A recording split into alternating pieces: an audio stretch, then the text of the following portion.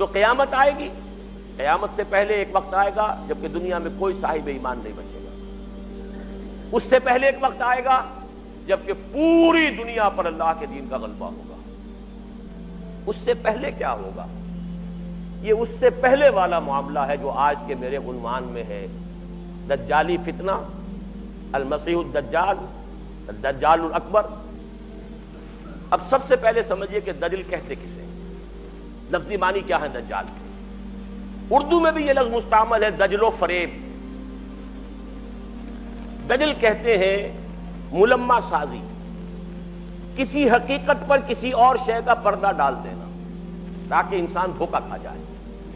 تانبے کے اوپر سونے کا پانی چڑھا دیا تاکہ آپ دھوکہ کھا جائیں کہ یہ سونا، یہ دجل ہے۔ اصل حقیقت کو چھپانے کے لیے کوئی فیبریکیشن، کوئی جھوٹ، کوئی افتراء، کوئی غلط بات اس کے اوپر ڈال دینا اس کا پردہ، یہ دجل ہے۔ لیکن اس کے علاوہ معین شخص ہوگا دجال۔ یہ معین شخص جو دجال ہوگا اس کے بارے میں بھی ایک تو بالکل متفق علیہ چیزیں ہیں۔ نمبر ایک کہ وہ شخص ہے، قطعی ہے، یقینی ہے، اس کا حلیہ بھی حضور صلی اللہ علیہ وسلم نے احادیث کے اندر بیان کیا ہے۔ دوسری بات یہ ہے کہ اس کے ہاتھ میں قوانین قدرت، گویا کہ تسخیر کائنات گویا کہ نقطہ عروج کو پہنچ چکی ہے۔ تمام اختیارات الہی تقریباً اس کے ہاتھ میں آ چکے ہوں۔ جو بڑے سے بڑے معجزے اللہ تعالیٰ نے نبیوں کو دیے ہیں وہ معجزے کر کے دکھائے گا۔ وہ مردہ کو زندہ کرے گا،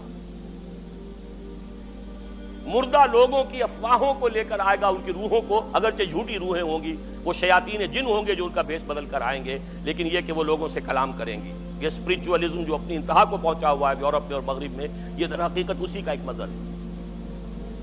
وہ کھلے بیابان کو کہے گا جہاں بالکل چٹیل جو ہے وہ صحرا تھا، وہ لوگ گلزار کر دے گا جب چاہے گا، جب چاہے گا، جہاں چاہے گا بارش برسائے گا۔ فاصلہ اس کے لیے بے معنی ہوگا، اس کی سواری وہ ہوگی کہ جس کے دونوں کانوں کے درمیان فاصلہ 80 ہاتھ کا ہوگا۔ یہ سارے جو آج آپ کی اس ٹیکنالوجی کی جو انتہا جا رہی ہے اور جدھر جا رہی ہے، اس کو اچھی طرح سمجھ لیجیے۔ آج سے 100 سال پہلے شاید انسان ان چیزوں کا تصور نہ کر سکتا۔ کوئی سواری ایسی بھی ہو سکتی ہے جس کے دو کانوں کے درمیان کا فاصلہ جو ہے وہ 80 ہاتھ کا ہو۔ آپ کے یہ سارے جیٹس جو ہیں وہ کیا ہیں؟ ان کے رڈارز جو لگے ہوئے ہیں، دونوں کان ہیں ان کے۔ اس کا ایک قدم اگر مدینے ہوگا تو دوسرا بیت المقدس میں ہوگا۔ اس کی آواز پوری دنیا میں سنی جائے گی۔ سنی جا رہی ہے کہ نہیں؟ یہ ساری قدرت، ساری قوتیں، تسخیر کائنات کلیتاً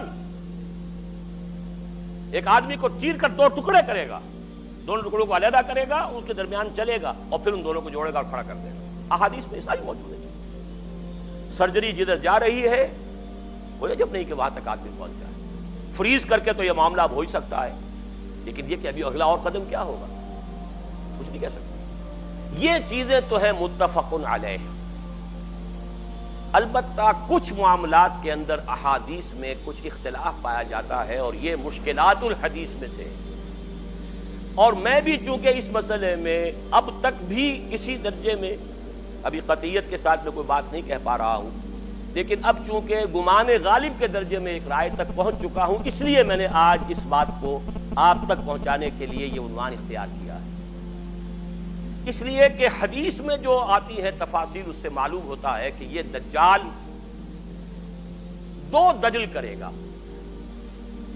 یا تو وہ 2 دجل کرنے والے 2 دجال علیحدہ ہیں، یا یہ دونوں دجل کرنے والا شخص ایک ہی ہے۔ بس یہ مسئلہ ہے کہ جو آج تک مجھ سے حل نہیں ہوا تھا، اب تک کہنا چاہیے، آج تک نہیں۔ اور یہ اس میں علماء سے بھی گفتگو ہوئی ہے، اور جن لوگوں نے اس پر خوب موضوعات پر اپنا وقت لگایا ہے ان سے بھی گفتگویں ہوئی ہیں، تو وہ بھی اس مسئلے کو حل کرنے سے تاحال قاصر رہے۔ لیکن یہ کہ اب میری رائے یہ ہے کہ یہ 2 شخص ہیں علیحدہ علیحدہ، واللہ عالم۔ لیکن ایک رائے تک میں پہنچ چکا ہوں، اس لیے وہ رائے آپ کے سامنے رکھ رہا ہوں، اور آپ کے ذریعے سے وہ آگے بھی پھیلے گی تو اہل علم کے ساتھ جو ہے اس معاملے کے اندر تبادلہ خیالات کی بھی نوبت آئے گی انشاءاللہ۔ لیکن یہ کہ اس میں یہ بات قطعی اور یقینی ہے کہ اس طرح کا ایک شخص پیدا ہوگا۔ البتہ یہ کہ آیا وہ 2 ہوں گے 2 مختلف اوقات میں، یا ایک ہی ہوگا ایک ہی وقت میں، صرف اس میں اختلاف ہے۔ میرے نزدیک وہ دو ہوں گے، ایک وہ شخص جو جھوٹا مسیح ہونے کا دعویٰ کرے گا، المسیح الدجال، جیسے حضور نے فرمایا میری امت میں 30 دجال اٹھیں گے جو نبی کا دعویٰ کریں گے، جن میں سے 5-6 تو حضور کے اپنے زمانے میں اور آپ سے متصل اٹھ کھڑے ہوئے تھے، بعد میں وہ محمد علی باب ہو، بہاء اللہ ہو، قادیانی اور نہ معلوم کہاں کون اٹھے ہوں گے، واللہ عالم۔ بہرحال ہماری قریب کی تاریخ میں غلام احمد قادیانی اس کی نمایاں ترین مثال ہے۔ ویسے تو علامات قیامت جو ہے ان میں سب سے پہلی میں نے بتایا تھا حضور کی بعثت خود علامات میں سے ہے، اس کے بعد 10 علامتیں حضور نے گنوائی ہیں اور وہ تدریجاً پوری ہوتی چلی جائیں گی۔ آخری علامات کے لیے حدیث سن لیجئے، عن ابی ہریرہ رضی اللہ تعالی عنہ قال قال رسول اللہ صلی اللہ علیہ وسلم ثلاث اذا خرجنا لا ينفع نفسا ایمانا لم تكن آمنت من قبل او کسبت فی ایمانها خیرا، طلوع الشمس من المغرب وخروج الدجال ودابۃ الارض۔ 3 نشانیاں وہ ہیں کہ جب وہ ظاہر ہو جائیں گی تو پھر کسی کا ایمان لانا مفید نہیں ہوگا جو پہلے ایمان نہیں لایا تھا یا جس نے اس سے قبل اپنے ایمان میں کچھ اعمال صالحہ کی کمائی نہیں کی تھی، یعنی گویا کہ توبہ کا دروازہ بند ہو جائے گا۔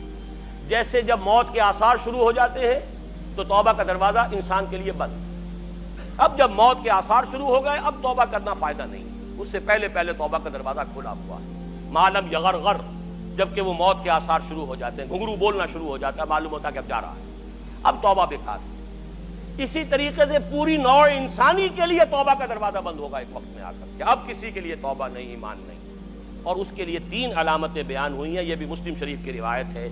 آپ نے فرمایا 3 چیزیں وہ ہیں کہ جب وہ ظاہر ہو گئیں تو پھر کسی کا ایمان لانا جو اس سے پہلے ایمان نہیں لایا تھا اور اپنے ایمان میں اس نے کچھ اعمال صالحہ کی کمائی نہیں کی تھی، اب قطعاً مفید نہیں ہوگا اس کے لیے ایمان لانا۔ وہ 3 نشانیاں ہیں، طلوع الشمس من المغرب، سورج مغرب سے طلوع ہوگا، نظام شمسی میں کوئی اختلال ایسا ہوگا کہ جس سے سورج بجائے مشرق یا مغرب سے نکلے گا، وہ خروج الدجال و دابۃ الارض، ایک زمین سے کوئی چوپایا برآمد ہوگا، بعض احادیث میں آتا ہے کہ مروہ کے قریب سے وہ برآمد ہوگا جو گفتگو کرے گا انسانوں سے، یہ بالکل خرق عادت، یعنی وہ چیزیں کہ جن کا کوئی تعلق اب اسباب جو ہے دنیا کے ان سے کوئی تعلق نہیں ہے، کوئی فزیکل لا سے تعلق نہیں ہے، وہ بالکل معجزے ہوں گے، خرق عادت ہوگا۔ اور خروج دجال، وہ دجال جو خدائی کا دعویٰ کرے گا، اور حدیث میں آتا ہے کہ بہت کم لوگ ہوں گے کہ جو اس کے سامنے رک سکیں گے، اکثر و بیشتر جو کمزور ایمان والے لوگ ہوں گے وہ اسے خدا تسلیم کر کے اس کی پرستش شروع کر دیں۔ میرے نزدیک یہ آخری چھلنی ہوگی جو لگائی جائے گی اہل ایمان کو ایک طرف کرنے کی، اور یہ قیامت کی نشانیوں میں سے آخری نشانیوں میں سے ہے۔ اس کے بارے میں متعدد احادیث ہیں لیکن اب بہت وقت ہو چکا ہے، میں پھر انشاءاللہ کسی اور موقع پر اس مضمون کو مکمل کروں گا۔